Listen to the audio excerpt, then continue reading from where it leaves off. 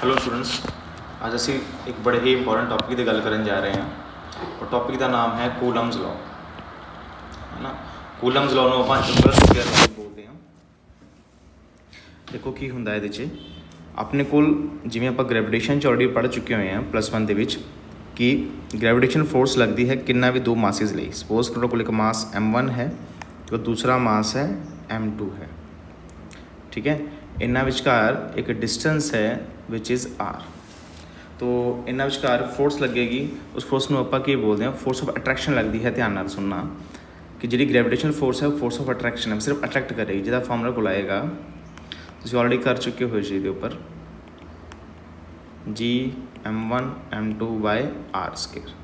तो कुछ इसी तरह का ही है तुहाडे कोल इलैक्ट्रोस्टैटिक फोर्स वाला भी तुहाडे कोल कुछ इसी तरह का ही है, ठीक है।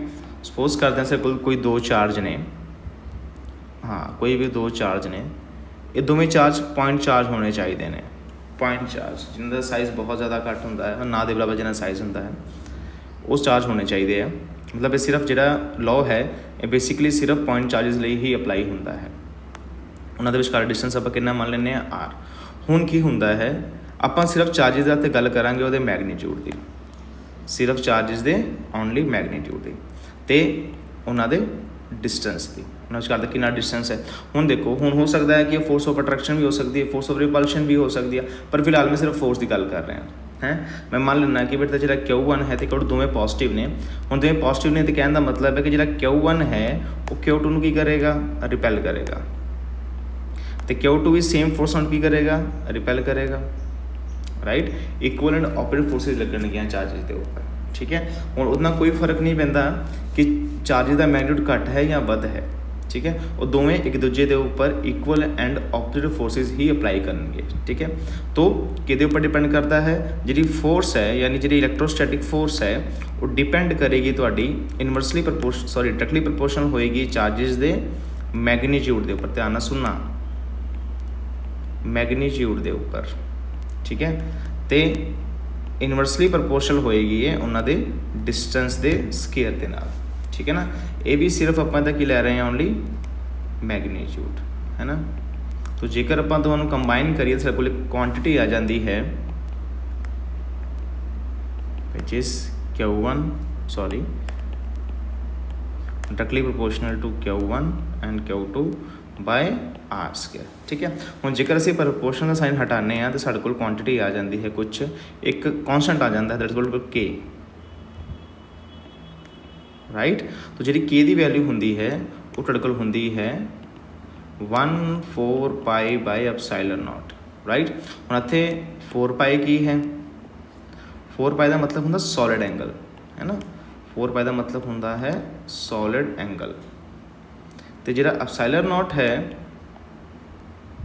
ਇਹਦਾ मतलब होंदा है कि भी कित्थे पिया है, स्पेस 'च पिया है, ठीक है। दो चार्जिस कित्थे पे ने, स्पेस, तो वैक्यूम 'च पे ने, है ना। अपन वैक्यूम 'च भी लिख सकते हैं। क्लियर हो गया। तो जेकर मैं K नूं इत्थे रिप्लेस कर देवां, आखिर वो K सीगा, इस जगह K नूं मैं रिप्लेस कर देवां बाय दिस, है ना। तो की साडे कोल फॉर्मूला बनेगा, formula will be 1/4π/ε0 Q1 Q2/r²। So here is a formula of electrostatic force, right. तो ये सिर्फ की है ओनली मैग्नीट्यूड है, इस करके आप बोलांगे कि फॉर्म है, स्केलर फॉर्म है। पर सानू पता है जी फोर्स कि फॉर्म है, वैक्टर फॉर्म है। तो उन्होंने भी आप वैक्टर फॉर्म से भी आप करते हैं। तो बार बार मैं हूँ मैं EL ही नहीं लिखूँगा, मतलब इलैक्ट्रोस्टैटिक नहीं लिखूँगा, सीधा F ही लिखूँगा, ठीक है। तो सिंपल फॉर्मूला तो बना देना मैं 1/4π/ε0 Q1 Q2/r², राइट। ये तुहाडे कोल जे चार्जिस कित्थे पए सीगे, वैक्यूम 'च पए सीगे, राइट। उस टाइम को फॉर्मूला आया। हुण सपोज करो वही दो चार्जिस, सपोज कर लिख देना मैं कि दो चार्जिस सीगे, distance C r, Q1 Q2 उन्होंने सी मैगनीट्यूड, ये चार्जिस है टोटल कित्थे पे ने, इन वैक्यूम, ठीक है। हुण मैं चार्जिस नूं किसी मीडियम 'च रख देना मैं, है ना। कोई भी मीडियम हो सकता है, वाटर हो सकता है ना, कोई भी हो सकता है, ठीक है। कोई सीधा भी लिक्विड हो सकता है और ये किसी एक मीडियम च पे है राइट। हुण देखो फॉर्मूला किस तरह चेंज होंदा है तो फॉर्मूले च की चेंज आता है, ठीक है। देखो हुण मैं लिखांगा F M is equal to M stand for medium 1/4 pi epsilon Q1 Q2 by R the square, ठीक है। देखो अगर फॉर्मूला की बनया है, ये भी किहड़ी फॉर्म है, ये भी स्केलर फॉर्म है, पर फोर्स किहड़ी कौन फॉर्म है, वैक्टर फॉर्म की बाद च गल करते हैं। ये कित्थे पिया सीगा इन मीडियम, ये सीगा स्केलर फॉर्म है ना, वो कित्थे पिया सीगा इन मीडियम, ठीक है। सो सानू पता है कि जेकर हम चार्जिस जेकर देखो पहले डिफरेंस आप देखते हैं फिर बाद चो गल करते हैं। देखो 1/4 पाई सेम है, 1/4 पाई सेम है, Q1 Q2 सेम है, Q1 Q2 सेम है, आर स्केयर सेम। तो चेंज किस चीज़ आया है, सिर्फ जिथे जेकर तुहाडे कोल आएगा वैक्यूम तो उस टाइम तुसीं लगाओगे एप्सिलॉन नॉट, जेकर तुहाडे कोल मीडियम तुसीं की लगाओगे कल्ला एप्सिलॉन, ठीक है। हुण सानू पता है कि जिहड़ी फिजिक्स है वो बेसिकली रैलेटिवली चलती है ना, मतलब ये दो चीज़ों पर बहुत ज़्यादा आप चीज़ों ध्यान देना चाहिए है कि जी फिजिक्स है तो एक रैलेटिव होंगी है, मतलब ऑबजरवर डिपेंड होंगी है, ठीक है। तो किसी भी चीज़ की आप हाइट कढ़नी है, स्पीड कढ़नी, सानू कुछ वड्डी छोटी क्यों नज़र आती है, क्योंकि आप ऑलरेडी की किया होंगे उन्होंने कंपेयर करते हैं। इन शॉर्ट कह लो कि आप फिजिक्स के कंपैरिजन के अकॉर्डिंग ही चलते हैं, ठीक है। हुण आप देखना है इसे कंपैरिजन आप देखते हैं कितना आप लिख सकते हैं, ठीक है। सो असी करते हैं पहले इतने कुछ पॉइंट्स नूं आप डिस्कस कर लीए, जेकर हो सके तो प्लीज़ नोट डाउन कर लेना। तो फर्स्ट है कि ये एक्सपेरीमेंटल लॉ है ना, कूलम्स लॉ है ना, एक्सपेरीमेंटल लॉ बहुत इंपॉर्टेंट है, ठीक है। ये डिपेंड किहदे उपर करता है, मैं ऑलरेडी दस्सिया सीगा, ये आपां डिपेंड करता है चार्जिस के मैगनीट्यूड के उपर, चार्जिस के मैगनीट्यूड के उपर, तो डायरैक्टली प्रोपोर्शनल होंदा है चार्जिस के, तो इनवर्सली प्रोपोर्शनल किहदे होंदा है स्केयर ऑफ द डिस्टेंस, जो आप ऑलरेडी पढ़ चुके हैं। देखो ये फॉर्मूला आप किया हमने Q1 Q2 is directly proportional है, R/R square is inversely proportional, तो इकट्ठा किया की फॉर्मूला आ गया Q1 Q2 by R square, ये फॉर्मूला आ गया, ठीक है। यदा मतलब है दो चार्जिस जेकर वैक्यूम च पे होंगे या कितने भी पे होंगे तो उन्होंने कर कितनी फोर्स लगेगी वो कौन दसेगा, वो कूलम्स दसेगा, कूलम्स के फॉर्मूले के थ्रू अपन एक्सप्रैस कर सकते हैं, ठीक है ना। हम कुछ इंपॉर्टेंट पॉइंट है, ये सिर्फ अप्लाई किहदे वास्ते होएगा, मैं ऑलरेडी दस्सिया सीगा, it is applicable only for point charges है ना। ये तुसीं कह सकते हो कि भी ये डिसएडवांटेज भी हैगी है, कूलम की डिसएडवांटेज भी की गई है कि सिर्फ पॉइंट चार्जिस अप्लाई होंगे, ठीक है। एक हिसाब से डिसएडवांटेज तुसीं इहनूं काउंट करके चल सकते हो, ठीक है। उस तो बाद मैं ऑलरेडी दस्सिया सीगा कि तुहाडे कोल कॉन्स्टेंट आंदा है, तुसीं प्रोपोर्शनल साइन हटाते हो तो कॉन्स्टेंट के आंदा है ना। तो जेकर तुसीं वैक्यूम च एक्सप्रैस करना है तो फॉर्मूला क्या आएगा 1/4 पाई एप्सिलॉन नॉट आ जाएगा। जेकर तुसीं होर किसी मीडियम की गल करते हो that will be 1/4 pi, right. So हुण आपां कुछ पॉइंट्स ध्यान हैं, ओके। हुण एप्सिलॉन ते एप्सिलॉन नॉट की हैगा, हुण एप्सिलॉन नॉट का मतलब हुंदा है परमिटिविटी ऑफ वैक्यूम है ना, तो एप्सिलॉन का मतलब होता है परमिटिविटी ऑफ वैक्यूम, ओके। तो what is epsilon, it is called absolute permittivity of medium, clear है। सो इन प्लीज़ नोट डाउन कर लेना, बहुत ज़्यादा ही इंपॉर्टेंट है पॉइंट, सो इन्वेस्ट करके आप नोट डाउन कर लेंगे, ठीक है। हुण आपां की करना है दोवां दी रेशो कढनी है, मतलब मैं जेकर दोवें फोर्सिस नूं डिवाइड कर देवां बाई चांस, राइट। तो देखो मैं की करदा दोवें फोर्सिस नूं मैं डिवाइड कर देना, मतलब कि रेशो फाइंड आउट कर लेने कि सीगा अपने कोल फिलहाल कोल जदों सीगा फोर्स कित्थे लग रही सी वैक्यूम के विचकार, फिर आप कर लेने जो लग रही सी मीडियम के विचकार, ठीक है। तो दोवां दी आप चुके वैल्यूज पुट करते हैं, तो इनू आप बोलते हैं रैलेटिव परमिटिविटी, इनू आप बोलते हैं जो आप दोवां दी रेशो फाइंड आउट करते हैं, इनू आप बोलते हैं रैलेटिव परमिटिविटी। ध्यान रखना ऊपर हमेशा आप किनू रखना है वैक्यूम वाले रखना है, जी फोर्स वैक्यूम से लगती है, थले क्यों रखना है जी फोर्स मीडियम से लगती है, ठीक है। तो दोवां दी आप वैल्यू चुके पुट करते हैं, ठीक है।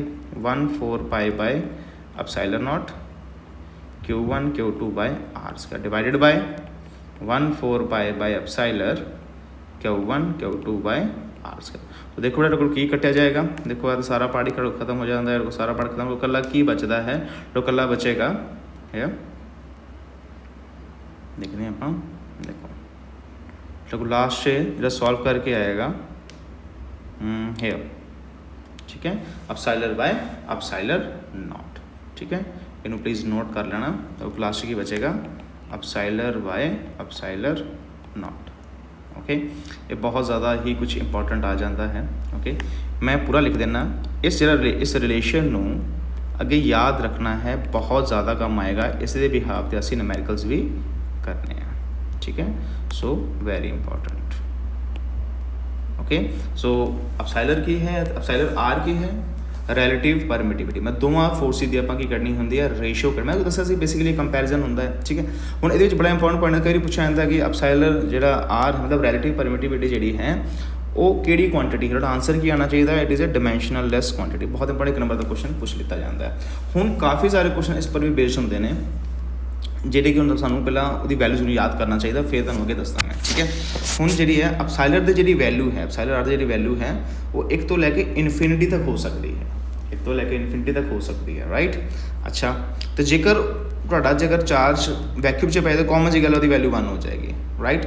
तो जेकर ਤੁਹਾਡਾ ਚਾਰਜ ਮੰਨ ਲਓ ਵਾਟਰ 'ਚ ਪਿਆ ਹੈ, ਉਹਦੀ ਰਿਲੇਟਿਵ ਪਰਮਿਟਿਵਿਟੀ ਕਿੰਨੀ ਹੋਏਗੀ, ਇਟ ਵਿਲ ਬੀ 81। ਬਹੁਤ ਇੰਪੋਰਟੈਂਟ ਹੈ। ਬਟ ਜਿਸ ਤਰ੍ਹਾਂ ਤੁਸੀਂ ਚਾਰजेस ਇਨਕਰੀਜ਼ ਕਰਦੇ ਜਾਓਗੇ ਹੈ ਨਾ, ਜਿਹਦੇ ਤੋਂ ਕੁਝ ਡੈਂਸ ਹੁੰਦੀ ਜਾਏਗੀ, ਉਹਦੀ ਰਿਲੇਟਿਵ ਪਰਮਿਟਿਵਿਟੀ ਕੀ ਹੁੰਦੀ ਜਾਏਗੀ, ਹਾਈ ਹੁੰਦੀ ਜਾਏਗੀ, ਠੀਕ ਹੈ ਨਾ।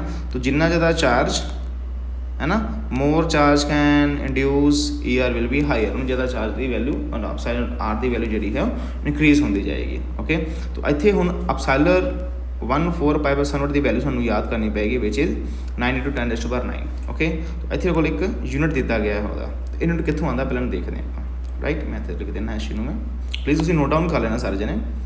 1,4 π/ε0 ਇਹਦੀ ਵੈल्यू ਕਿੰਨੀ ਆਉਂਦੀ, 9 × 10⁻⁹। ਹੁਣ ਇੱਥੇ यूनिट कितना लिखना है वो भी बड़ा इंपॉर्टेंट। देखो फोर्स का फॉर्मूला देखो, मैं सिर्फ वैक्यूम वास्ते लिख रहा जिवें 1,4 π/ε0 Q1 Q2/r², ठीक है। ये दोवें चार्जिस वैक्यूम 'ਚ पए ने, किस तरह पता लगा, क्योंकि मैं थले अपसाइलर लगाया है।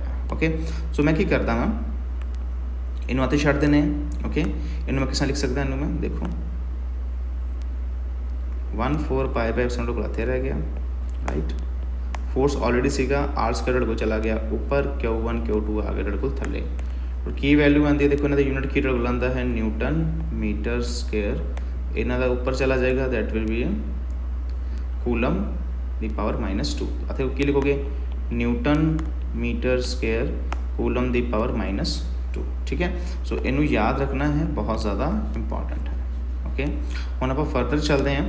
देखो इत्थे अपसाइलर की वैल्यू आप याद करनी है, ठीक है। तो यदा भी यूनिट आप कट के वेखने, ये जी वैल्यू है 8.85 × 10⁻12 है। मैं इतने सॉल्व कर देना, ठीक है। देखो आप करना है 1,4 π/ε0 Q1 Q2/r², सारी वैल्यू कितने बराबर है, फोर्स के इक्वल है, ठीक है। सो मैं करता मैं 1,4 π/ε,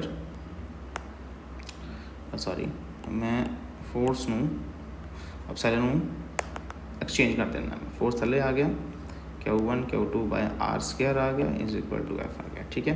तो देखो बेटा, यदा कोई डायमेंशन नहीं होंदा, ठीक है, मतलब यदा कोई यूनिट नहीं होंदा नंबर का, ठीक है। चार्जिस का की होंदा है, कूलम, 2 चार्जिस ऊपर लगे हैं, राइट। तेरे को 2 चार्जिस ने, उन्होंने वैल्यू कितनी आएगी, कूलम स्केयर न्यूटन ते मीटर का स्केयर। तो की वैल्यू आई सॉल्व करके चेक करते हैं आप। ओहो सॉरी मैंने कुछ इतने ओके हेयर। ओके, तो आप वेखो हमारे को आ गया ना, आपको यूनिट को आ गया है न्यूटन स्केयर, न्यूटन अपना कूलम स्केयर पर न्यूटन मीटर स्केयर आ गया ना। सो इनू याद रखना है, बड़ा इंपॉर्टेंट है। तो कई डायमेंशन फॉर्मूला भी इहदा पूछा जाता है, डायमेंशन फॉर्मूला तुसीं याद कर लो, बहुत ही ज़्यादा इंपॉर्टेंट है। पेपर में कई बार पूछा जाता है, स्पैशली स्टेट बोर्ड में तो बहुत ज़्यादा पूछा जाता है, ठीक है। अच्छा, उस तो बाद है एक बड़ा जिक्र, चलो रीड करते हैं पॉइंट नू।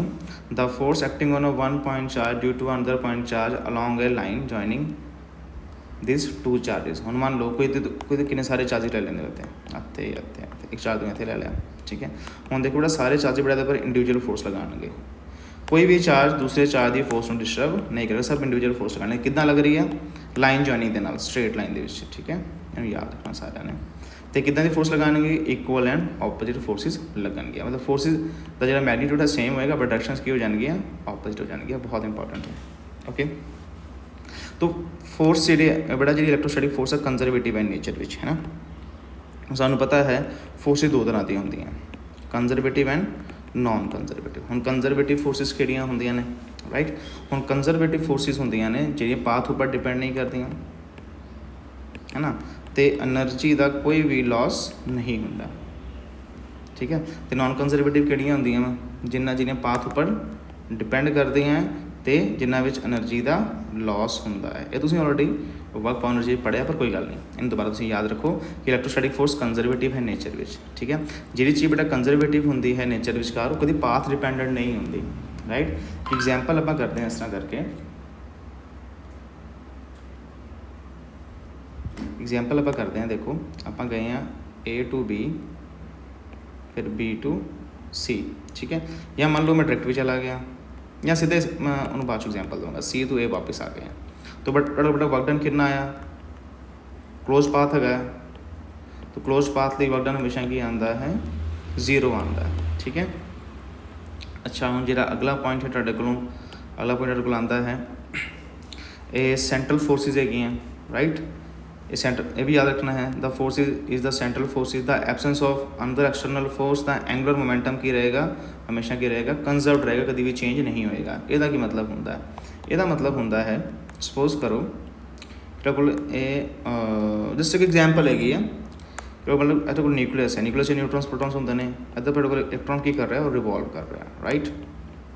ਹੁਣ ਇਹਦੇ ਕੋਲ ਸਿਰਫ ਇਲੈਕਟ੍ਰੋਸਟੈਟਿਕ ਫੋਰਸ ਹੈ, ਇਹਦੇ ਕੋਲ ਹੋਰ ਕੋਈ ਫੋਰਸ ਨਹੀਂ ਹੈ, ਅਤੇ ਇਲੈਕਟ੍ਰੋਸਟੈਟਿਕ ਫੋਰਸ ਕਰਕੇ ਹੀ ਇਹਦੇ ਕੋਲ ਜਿਹੜੀ ਹੈ ਸੈਂਟਰੀਪੀਟਲ ਫੋਰਸ ਵੀ ਆ ਰਹੀ ਹੈ, mv² ਆ, ਜਿਹਦੇ ਕੋਲ ਰੋਟੇਟ ਕਰ, ਕੋਈ ਐਕਸ਼ਨ ਫੋਰਸ ਤਾਂ ਹੈ ਨਹੀਂ। ਜੇਕਰ ਕੋਈ ਐਕਸ਼ਨ ਫੋਰਸ ਹੈ ਨਹੀਂ, ਤਾਂ ਬੇਟਾ ਜਿਹਦਾ ਇਹਦਾ ਐਂਗੂਲਰ ਮੋਮੈਂਟਮ ਹੈ ਉਹ ਕਦੀ ਵੀ ਚੇਂਜ ਨਹੀਂ ਹੋਏਗਾ। ਐਂਗੂਲਰ ਮੋਮੈਂਟਮ ਕੀ ਰਹੇਗਾ, ਹਮੇਸ਼ਾ ਇਹਦਾ ਕੌਨਸਟੈਂਟ ਰਹੇ, ਕਦੀ ਵੀ ਚੇਂਜ ਨਹੀਂ ਹੋਏਗਾ, ਠੀਕ ਹੈ। ਹੁਣ ਆਪਾਂ ਕਰਾਂਗੇ ਵੈਕਟਰ ਫਾਰਮ, ਇਹ ਬਹੁਤ ਜ਼ਿਆਦਾ ਇੰਪੋਰਟੈਂਟ ਹੈ, ਠੀਕ ਹੈ।